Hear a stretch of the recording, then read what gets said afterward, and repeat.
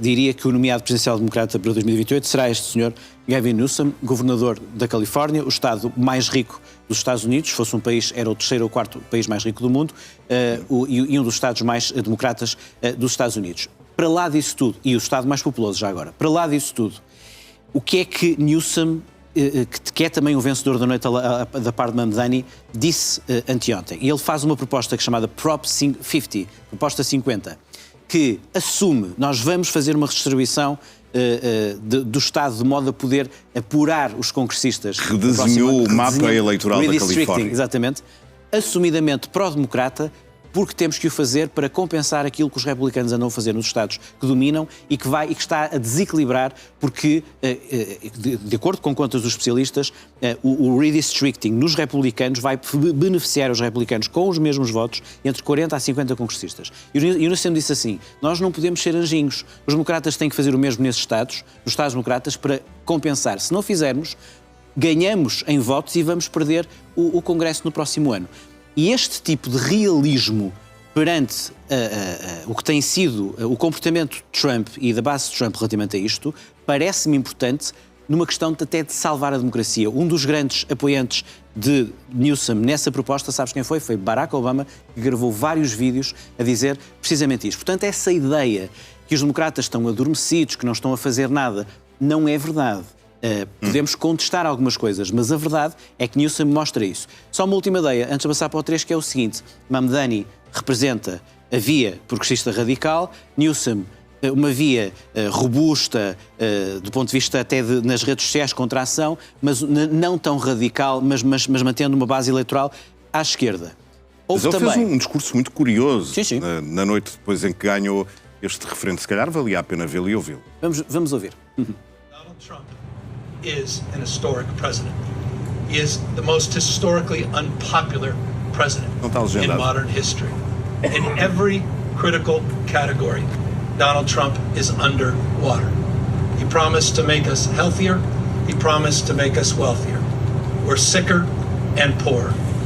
Peço desculpa pela ausência de legendas neste vídeo. De qualquer forma, podemos fazer um resumo daquilo que é dito por Gavin Newsom e com as críticas apontadas a Donald Trump. Ele está, Pedro, a dizer que Trump é uma ameaça à democracia, não respeita os eleitores americanos e, portanto, a forma de responder a isso é defender a democracia e preparar-nos para isso. Caso contrário, seria uma via sem precedente para esse ataque. E, portanto, nos Estados Unidos manda ao povo e com esta proposta 50 mostramos um pouco isto. E é isso, no fundo, que eu estava a tentar dizer-te, Pedro, é essa via de, pelo menos os democratas já têm dois caminhos para fazer face aos anos de Trump. Este caminho Newsom, ou um caminho muito à esquerda, que, como bem disseste, não pode ser do ponto de vista racial Mamdani, porque não nasceu nos Estados Unidos, mas que pode influenciar e inspirar um candidato dessa via. Também da mesma noite, as futuras governadoras da Virgínia, Abigail Spanberger, e da Nova Jersey, Mickey Sherrill, mostraram outra coisa. Mostraram, sendo candidatas democratas de uma ala mais centrista, uma antiga militar, a outra antiga analista da CIA, sem aquele tipo de propostas muito à esquerda de Mamdani, mostraram que é possível falar para eleitores republicanos ou independentes que há um ano votaram para as presidenciais de Donald Trump, que não alinham em ideias de taxar os mais ricos, em ideias de proteger as minorias, mas que encontraram em estados que são mais competitivos, a Virgínia tinha um governador republicano, Glenn Youngkin, mostraram que tem uma solução também do lado democrata. E a Virgínia é um caso muito curioso também. Hoje é o dia 37 do shutdown. É a mais longa paralisação do governo americano e com Trump. A Virgínia tem imensos funcionários federais que trabalham em Washington DC, passam o Rio Potomac e moram no Estado, e que muitos deles votaram republicano e que agora estão sem salário e com risco de perder o emprego. Não são os únicos, como se sabe, até muitos americanos e até portugueses, já iremos falar sobre isso, que estão nesta altura a sentir na pele os efeitos do shutdown. Donald Trump, apesar de ir conseguindo atingir os seus objetivos, sobretudo no que diz respeito em termos internacionais, anda muito cabisbaixo, isto porque os níveis de popularidade dele nunca estiveram tão em baixo. Ontem fez um ano da eleição de Trump 2.0 Sim, ele ganhou há um ano em todos os estados decisivos contra Kamala, embora não por grande diferença. Um ano depois, o que é que acontece? De acordo com o estudo Washington Post e Ipsos, o que acontece é que Trump tem uma aprovação de 41% e uma reprovação de 59%. É o segundo presidente mais impopular em primeiro ano de segundo mandato, desde que há registros. E em todos os temas é reprovado. Nas tarifas, apenas 33% o aprovam. Na questão económica, 37%. Na questão da imigração, embora seja uma preocupação de muitos americanos, 64% dos americanos consideram que não estão a ser respeitados os direitos fundamentais das pessoas na forma como as brigadas do ICE o fazem. E grande parte dos americanos dizem que ele está a abusar o poder. E que 63% consideram que ele está desconectado da realidade. Sabes qual é o problema? É que relativamente aos democratas, os mesmos disseram que 68% dos democratas estão desligados da realidade. Há aqui um problema dos dois partidos na forma como estão a entregar a forma de governar nos Estados Unidos.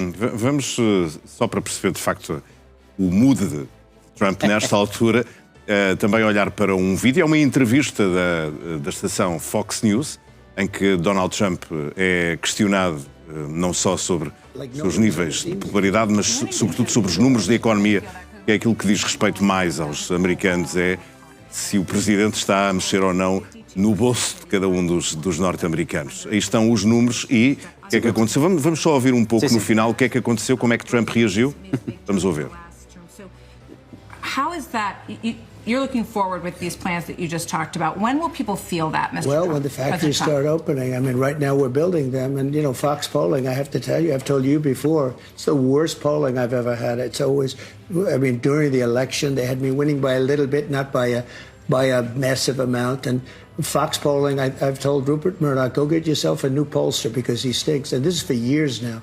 But I will say that we have all of these things are being built. Nem a Fox News escapa à ira de Donald Trump quando os números e os factos não lhe são favoráveis. Esta sondagem, Pedro, dizia que 52% dos americanos acham que a economia está pior com Trump. Como é que Trump reage? Eu já tinha avisado o dono da Fox News que quem faz as sondagens na Fox são horríveis, fazem um péssimo trabalho. E, portanto, ele reage sempre assim. No outro dia, disse que, embora não esteja a pensar num terceiro mandato, como tem números fantásticos de aprovação, se calhar é porque os americanos o pedem. E ele não tem números fantásticos de aprovação, tem números horríveis de aprovação. E, portanto, porque é que ele faz esta afronta à realidade factual? Porque milhões de apoiantes ainda acreditam mais nele e não nos números e nas sondagens. Donald Trump aqui, nesta imagem que tu trouxeste, ao lado do príncipe saudita, ele está sorridente e a razão explica-se também nesta legenda da fotografia. A Arábia Saudita quer comprar quase meia centena de F-35, é muito dinheiro, grande pacote de armamento. Vale a pena explicar, Pedro. Estes dois senhores, Trump e o príncipe Mohammed bin Salman, vão se encontrar na Casa Branca no próximo dia 18. É um encontro importante e que tem a ver com a forma como a Arábia Saudita pode juntar-se aos acordos de Abraão. Hoje o Cazaquistão juntou-se, é uma vitória diplomática para Trump. Trump quer tentar, incluindo a Arábia Saudita nos acordos de Abraão, colocar a Arábia Saudita como um país a resolver a questão de Gaza, a contribuir para que a guerra não volte a Gaza. E esta pretensão do príncipe Salman de comprar 48 F-35 americanos está enquadrada aí. Até hoje os americanos não venderam F-35 aos sauditas. Porquê? Porque o Pentágono defende sempre, com republicanos ou democratas, dar uma vantagem militar estratégica a Israel. E até agora entendeu-se que dar isto à Arábia Saudita poderia ser um risco.